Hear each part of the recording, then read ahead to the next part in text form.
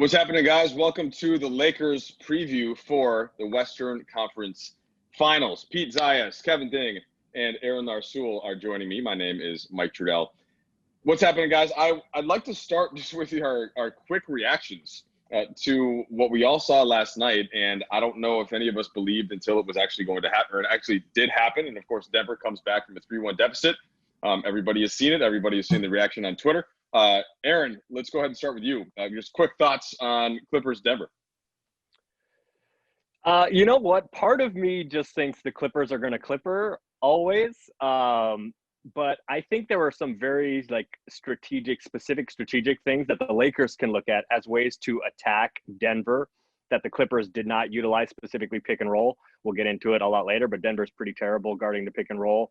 And the Clippers have some good pick and roll combinations offensively, as do the Lakers, and they just didn't utilize that enough, in my opinion.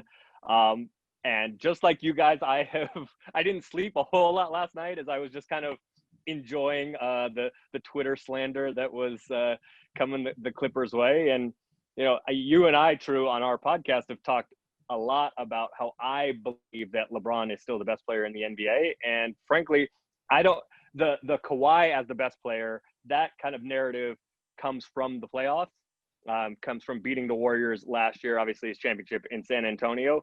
And frankly, I don't want to hear it anymore. I think it's LeBron is the best player in the NBA. I'm not open to the Kawhi conversation anymore based on what we saw the last few games from the Clippers. All right, I kind of jumped right into the business there. I should have said hello and given a little more chance for pleasantries. Let's just assume that I did and forget. Ding, reactions to round one. So we're not going to be nice to each other. We're just going to get down to business. We're just going to acknowledge. Everyone knows we're friends. Yeah, it's almost like we're the Clippers. Yeah. It's a friendship is assumed here. Go ahead, Dave. Yes, Pete, good point. Yeah, the chemistry is off to a Clipper-esque start here. we don't have enough time together. But to be honest, my takeaway is that there were very tangible reasons why the Clippers weren't better than we thought they were going to be, and chemistry is one of them. They didn't have Kawhi and Paul George practicing together, much less playing together for much of this season. And then they get thrown into the bubble, and then guys are coming and going then, and they're, are they all in? And you have to be in this type of situation. And then now you talk about Aaron's point, Kawhi did not look like a dominant force. How much of that is a physical issue? He just can't go every other day at that level and play that many minutes, because he certainly looked a little dead-legged at key moments recently. So to me, it's not like, just have. But I like the narrative a lot, but I think there are a lot of reasons why the Clippers just weren't as good of a team as we thought they would be. And to jump off that point, then are the Nuggets not as daunting of an opponent if the Clippers really weren't that tough to begin with? It sets up well for the Lakers either way.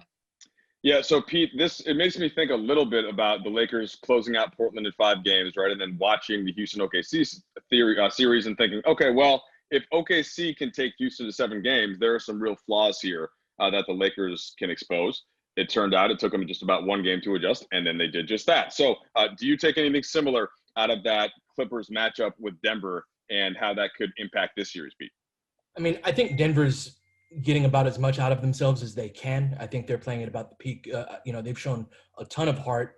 I try to put myself in their position of being down 3-1 in the first round, being down 3-1 in the second round, being stuck in the same place for a couple of months, how easy it would be to kind of think ahead to, I get to see my family. I get to go home and to the places that I love and enjoy. And the fact that they fought back, I think that's something that they have a level of resilience that will be greater than anybody the Lakers have faced thus far. And so that's what I take. But I think that I thought Denver was a favorable matchup for the Lakers all season long. They're not particularly athletic in the front court. And I think that the combination of 2 back-to-back 7-game series where they're just pouring all their heart into coming back and doing all of that, then having to face a Lakers team that is bigger, faster, stronger than them to a significant degree. Like Jokic and Millsap are wonderful, but in terms of athleticism, they're not one of the more athletic front courts in the NBA. And so to go through that grind that they just went through and then face this enormous team LeBron, AD, Dwight's been great against them. It's going to be a real tough task for them. So I think that the Lakers' strategy should be to be pushing them toward fatigue as quickly as possible. All right, so we've got a little list of things to get down, and we try to keep this as crisp as we can. We'll go likely under 40 minutes, but I want to get back to one of the points thing that you made about the Clippers and kind of the flaws that were showed. And Aaron alluded to this also when they said, "Oh, I didn't have enough time together." Well, they've had no more time together than this Lakers team, right? Which was really thrown together. Frank Vogel came in, and that's the one biggest difference, right? The coaching staff, there was no continuity there. All new system, all new coaching staff. AD comes in. You just basically have KCP, JaVale, LeBron, Caruso, and Kuz as your core guys that are in there. And now you have Markieff Morris came in March. And we saw no signs of that being a problem for the Lakers in the first couple rounds. And to me, the real reason is because there's a very clear hierarchy and system of leadership. And you have LeBron and AD, kind of working next to Vogel. And then everybody else just comes in, they play defense, they do the little things, right? It's a very obvious team concept and buildup. And I don't think the Clippers had that. It was Kawhi kind of does his thing. Paul George does his thing a little bit. Lou Will comes off the bench and wants to run screen roll. So, Ding, is that part of what you were alluding to? And just thinking about all the Lakers teams you've covered, and how would you gauge the way that this Lakers team has come together so quickly in contrast? Yeah, totally. And the question to follow up your point is like, why is it that the Lakers were able to do something that the Clippers were not in possibly more difficult scenario even?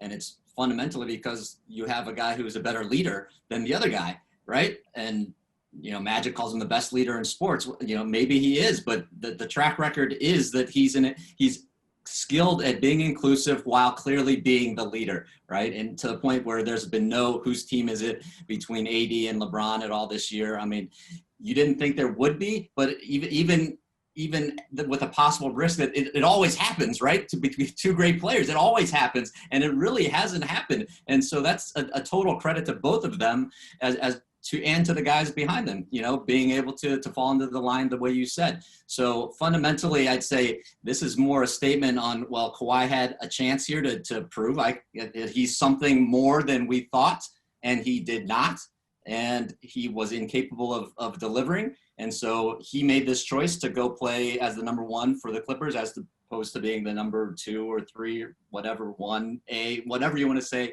for the Lakers. He made his choice. He did not succeed, and now his record reflects that.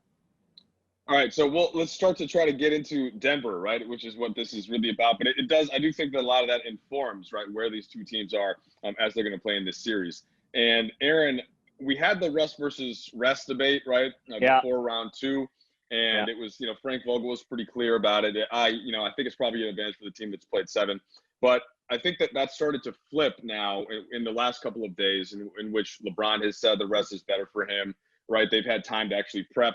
The minute load has been dramatic in terms of the difference. Let me look at I tweeted this earlier. So Jamal Murray in these 2 rounds combined, 548 minutes. Jokic, 527 minutes. Grant, 469. AD led the Lakers with 349, and then LeBron with 342. But that's a considerable difference, right? When somebody goes to a 7-game series twice, mentally and physically. So, Aaron, to turn that to you now, how does that impact things, whether it's game 1 or the whole result of the series? And I assume you would rather be in the Lakers' position heading into this one. Absolutely, I would. And the Nuggets themselves have said it. Look, and the Clippers said it. Doc, whether you believe him or not, said that one of the factors in his opinion that enabled the Nuggets to beat the Clippers is the Clippers were just not, their guys were not able to play big minutes. But if you look at the first game of that Clippers-Denver series, Denver told you they were just, I see the face that you're making there. True, I see that face. That's good. Yeah, that report surprised me. That report surprised me. Yeah, I agree with you completely. But that the fatigue, because Denver had played such a difficult and long first round series, having to expend all of that emotional and physical energy coming back against Utah, they looked really flat in game 1 against the Clippers. And now they've had to do that again, expend all that emotional and physical energy coming back from down 3-1 now in 2 series in a row. And we've seen, the Lakers, LeBron has been able to, they're throwing the football around and playing Madden tournaments and it doesn't mean they're not doing their work, but the fact that you can rest your mind, rest your body, especially for LeBron, who is now in his 17th season and is 35 years old, and who I expect, and we've seen throughout history, there is nobody better at emotionally and physically having his body and his mind at the right place at the right time. So I think it is a huge advantage for the Lakers that the Nuggets have had to play all of these games. And also, I think it's a big advantage for the Lakers that, I mean, obviously the Staples and not having the Staples Center crowd matters, but for a team and for LeBron, who, as I said, has been around for a while, not having to play at altitude, not having to travel, I think that also will be a benefit for the Lakers, because Denver is a younger team. As far as rotation minutes, Denver's a younger team than the Lakers. So the fact that they have had to play so much and the Lakers won't have to play at altitude, won't have to do the traveling back and forth for the series, I think the rest versus rust thing is a huge advantage for the Lakers. All right, so the other stuff we're going to get into here, I want to talk big lineup versus small lineup. That's an interesting thing considering Denver, how different they are from Houston and from Portland. Then we're going to go Lakers defense versus Denver offense, and Lakers offense versus Denver defense, and use all of your guys' expertise to get into that.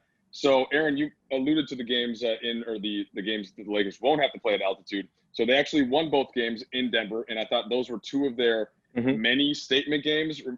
This is the thing that I sometimes, when people are surprised or something that the Lakers have played this well, it's like, guys, they won 17 straight Western Conference road games this year.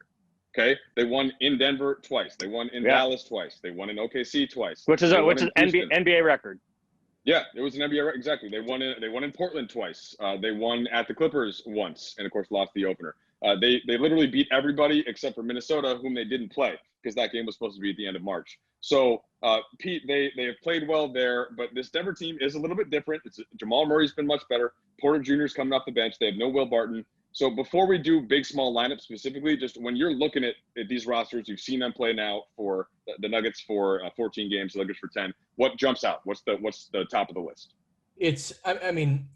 They're relatively small and unathletic. I don't mean to disparage them, just relative to the Lakers. The Lakers kind of underneath everyone's noses, and it's interesting juxtaposed with the Clippers, how far the benefit of the doubt gets you. This Lakers team was not expected to be a great team. If the Lakers win this series in 5 games or less, the only other team that's ever gotten to the finals since the first round went to 7 games or more, in where they weren't taken past 5 games in a single series, was the 2017 Warriors.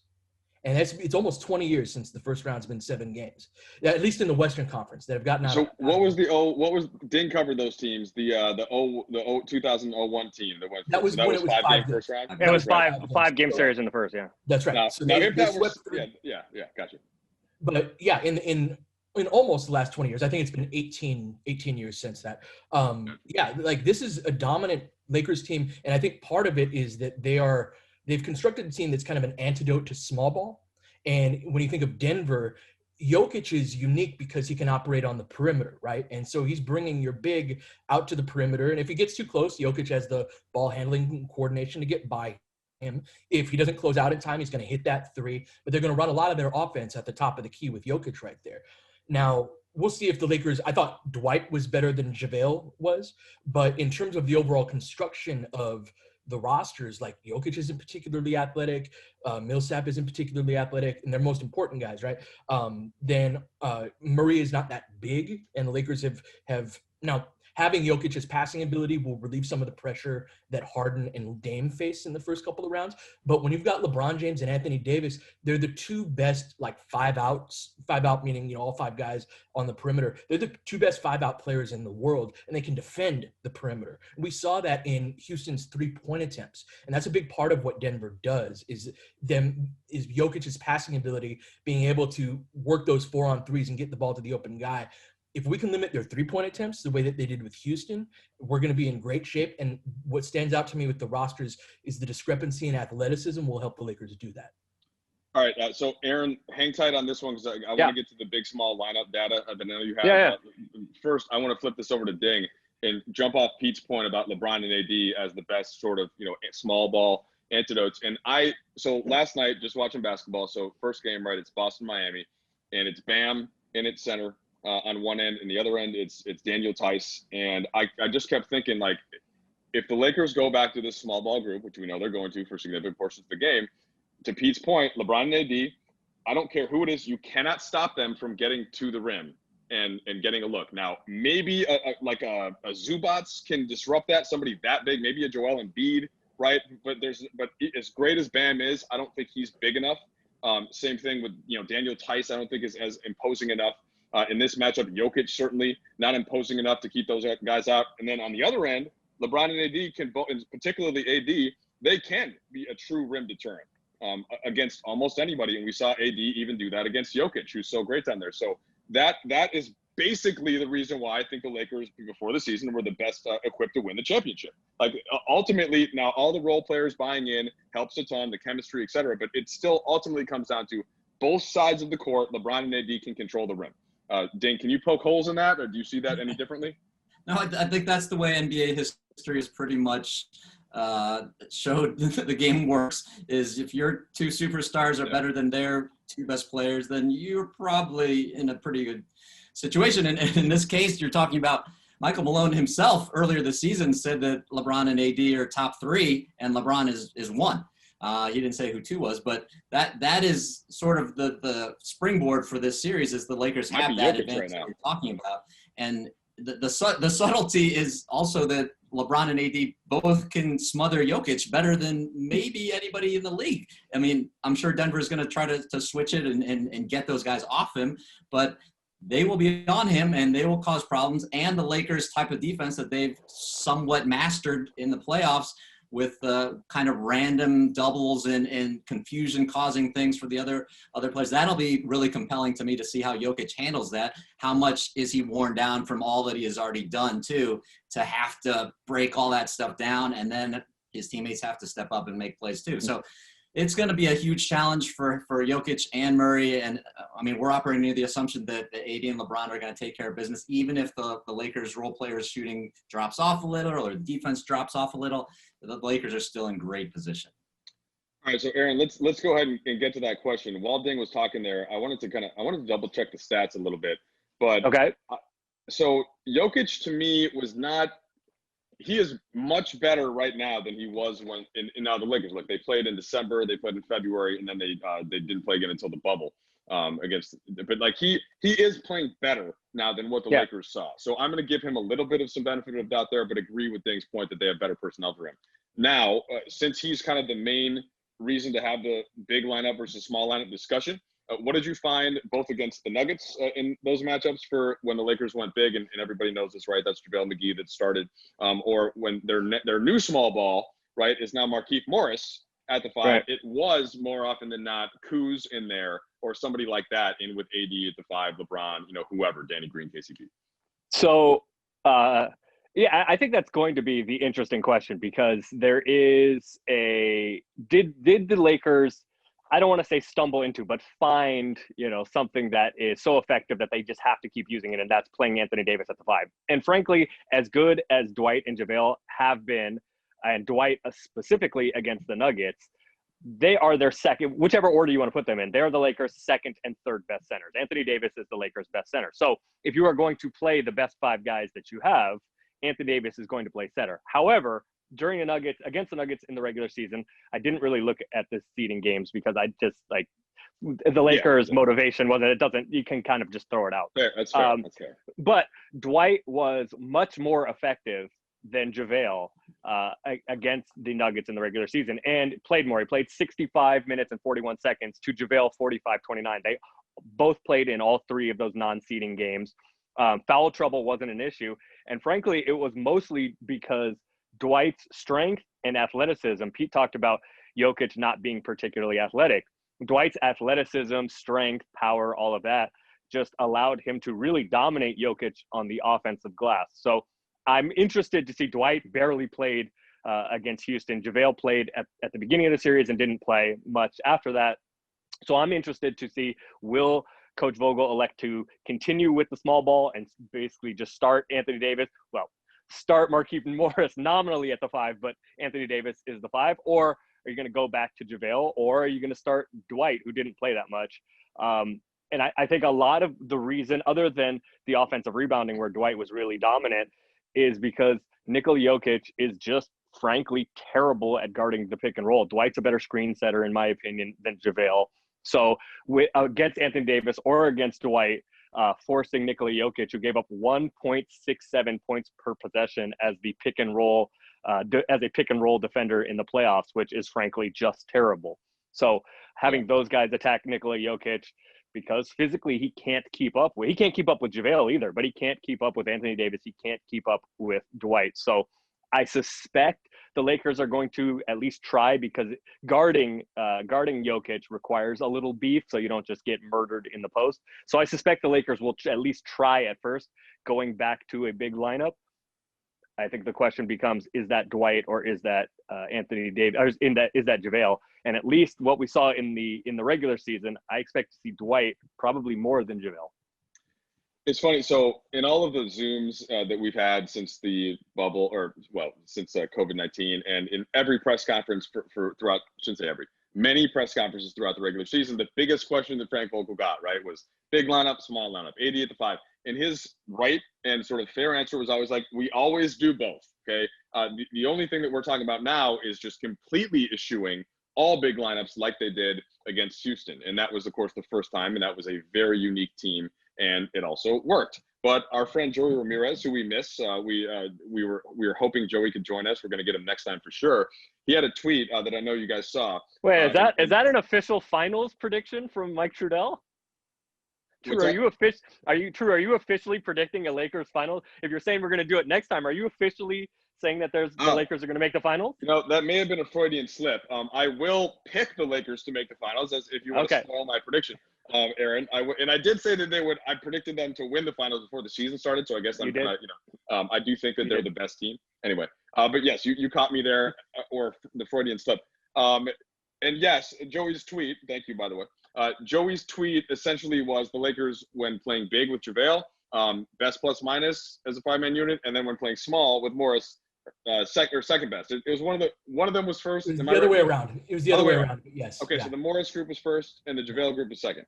Yeah. But so his point, I think, was in tweeting that like both lineups are really good, and so we talked about it because it's interesting, and I do think it'll make a difference, but I don't think it'll make they will win or lose the series based on what the lineup is. I think the lineups are, Vogel has shown himself to be very adept at figuring this out as the series goes on. So Ding, just weigh in though on big, small. Like, how would you start? How do you think they'll start?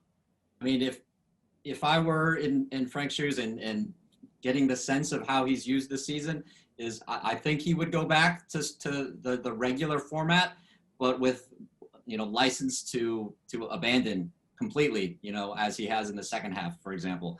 But the JaVale has sort of been like that all season anyway. Is that you put him out there, maybe he has a hot start and is very active, or maybe he's not.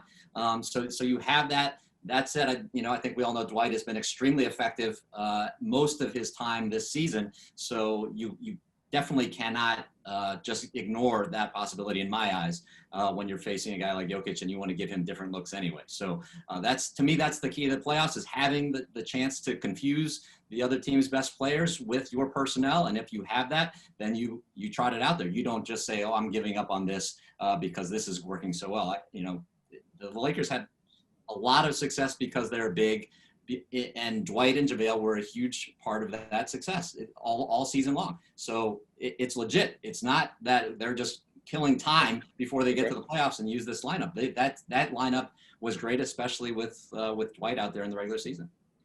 So you mentioned JaVale, and I recall in the 2018 finals, right, which was a 4-0 sweep of Cleveland. JaVale only played 6 minutes in the first game, just wasn't effective, but then he was really good in the next 3 games. And so Steve Kerr, he had 18 minutes game 2, 14 minutes game 3, and 16 minutes in game 4. And I think, Ding, you kind of nailed it. Like, if he comes in and he's popping and like his verticality is giving them problems, ride it out. If not, boom, there's Markieff Morris, or there's Dwight Howard, or you just put Kuz in, Pete, go small. Like, that's the beauty of this team, and it's why, to me, they've been so fun to watch in these 2 4-1 series. Is they've just had answers. They've had quick answers. It's been defensively, and then they run off out of it. But that to me has been a joy to watch how they compete. And I know you've been tweeting about this and talking about it on various podcasts. This defense has just been at an all-time level, really. Yeah, and they've got such tremendous roster flexibility where they can go big and can go small. And Frank's answer to that has always been right. Like, we do both, and we do both well. And everybody embracing their role, everybody defending, right?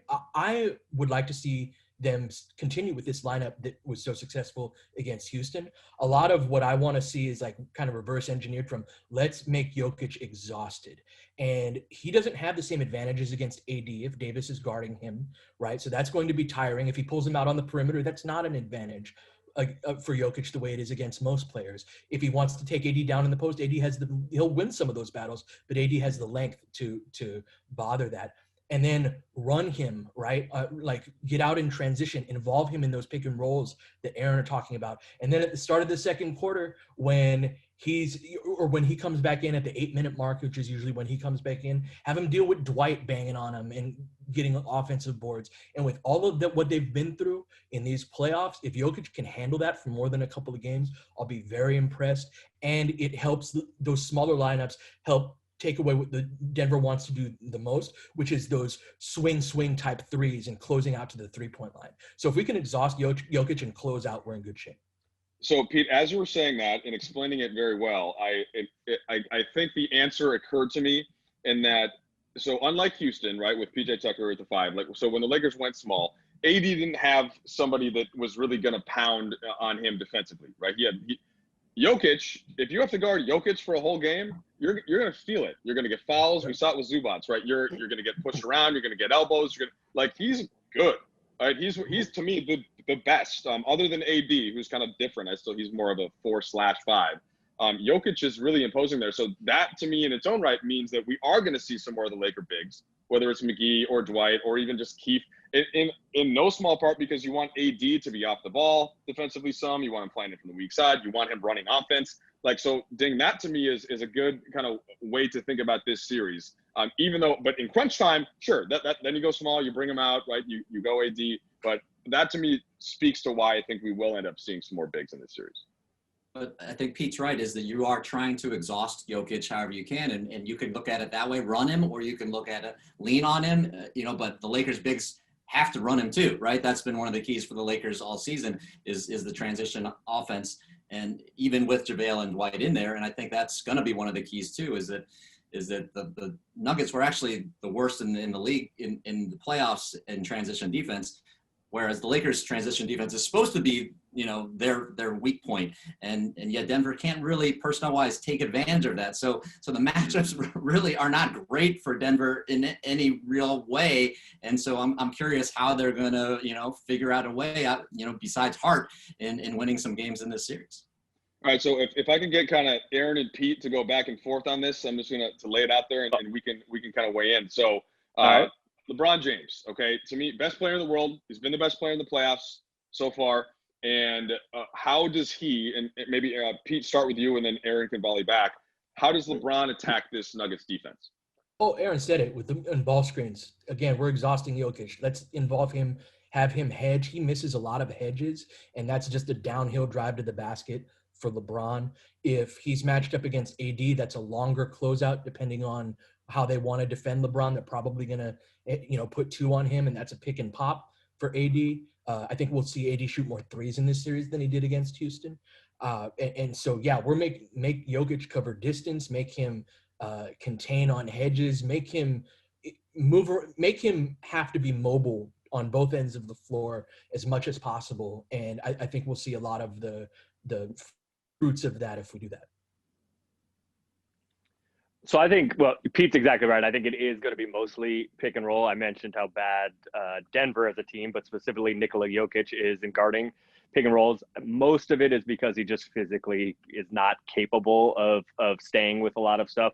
I think it's going to be an interesting question, though, to see how the word for it is predatory, how predatory LeBron is going to be in seeking out matchups. Denver has a few very good perimeter defenders. They also have a few very specific weak points in defense. Look, like we've been talking about Jokic. Jokic is not a good defender. Jamal Murray is not a good defender. He's also very, very small. Michael Porter Jr.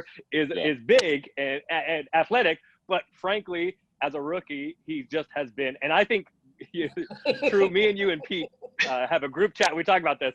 I have a man crush on Michael Porter Jr. All of his his political stuff and his distaste for science, all of that aside, just as a basketball player, I have a man crush on Michael Porter Jr. and I think he's going to be really, really, really, really good. However, so far in his career, he has been, however many reallys that was, bad on defense. So no, physically, he's one of the few guys that, could theoretically give LeBron some problems with his athleticism and length, but he's a really bad defender. He's worse off the ball because of attention stuff, but even on the ball, he's not great. So how predatory is LeBron going to be in seeking out those switches onto Jokic, onto Murray, onto Michael Porter Jr.? I think that's going to be offensively for the Lakers.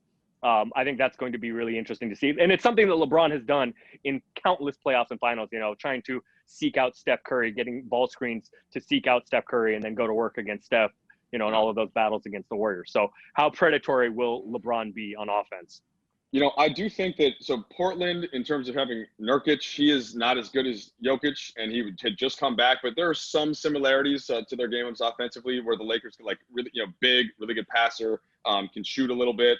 And then there's some similarities with Jamal Murray and how the Lakers were defending, whether it was Damian Lillard or CJ McCollum, some kind of hybrid of those guys, and then Harden. Westbrook a little bit less so, although Murray did get to the basket much better, especially when Zubac was not on the floor. And the Clippers really are weak in that area, protecting the rim because he's not out there. So, Ding, to flip to the other side of the ball, how do you see some of those matchups playing out on that side of the court? And I guess let's start with Murray because we spent a lot of time on Jokic earlier. Yeah, well, I don't know his. Start from the very basic structure of his shot is it's a low release. He needs to be open to get it off, and he's a smaller guy. So historically true, and we talked about this ad nauseum, is these are the kinds of guys who can be controlled in the playoffs unless they're going to shoot from way beyond the arc, right? So how is he going to take over the game? He has success, obviously, penetrating at times, but the Lakers should be able to take that away from him. So then does he try to extend his range and just become Damian Lillard? And that didn't work well enough, obviously, for the Blazers either. But is that the best tactic, depending on how the Lakers play him? I mean, what do you guys think? Yeah, I think that's a really good way to put it, and that's why I mentioned Dame. And then on the Rocket series, that there isn't something that they're going to throw at the Lakers from a schematic standpoint that they didn't see, I don't think, in those first two rounds. Pete, go ahead. One thing that I'd say is that Jokic's passing is what's different from the Portland and Harden series, is that we trapped a lot or we hedged high against Dame, and that's always going to go to the short roll guy, right? The guy who set the screen. And when it's Jokic in that 4-on-3, that's different than when it's Nurkic or PJ Tucker or whomever they had on the short roll in Houston. So that's the one thing that can kind of get bodies. I totally agree with Kevin about that smaller guys can be controlled, but I think that when you've got a big that can pass in those 4-on-3s that result from putting a little more pressure on those guards, it can get guys off of him. This is going to be the most difficult series for the Lakers defensively of the three. Very fair point. All right, I think it's got really important, I think, to close out. Jokic operates in trail threes, operates out of the top of the key 3-point line. I think it's really important to close him out, but don't close him out too hard because then he can beat you off the dribble. Then all those passing lanes are open. And if you just hang back and don't close out at all, he can make some threes. I want him thinking and reconsidering those threes he's taking from the top of the key. So kind of a soft closeout on Jokic, I think, is important. All right, I think we have 20 seconds left. I'll say bye now. Thanks to Pete, Ding, and Aaron. And I'm going to say Lakers in 6. I'm going to like with Houston. 5. I could lean towards it could be in 5, but I'm going to give Denver a little bit more respect because of the spirit. So 5 is what my head says, but I'm going to caution and say 6. Ding? I say 5, but I think 4 is honestly a possibility if the Nuggets, collapse and they're just tired. So I can't see the Lakers possibly losing this series. Yeah, let me try. I'm going 5. Okay, I got to go back to 5. yeah. Aaron? Lakers in 5. 5. Okay, so all of us in 5. Ding wanted to do the sweep. Just like me, was a little bit scared off it. But yes, all right. Gentlemen, Pete, Aaron, Ding, thank you so much for your time.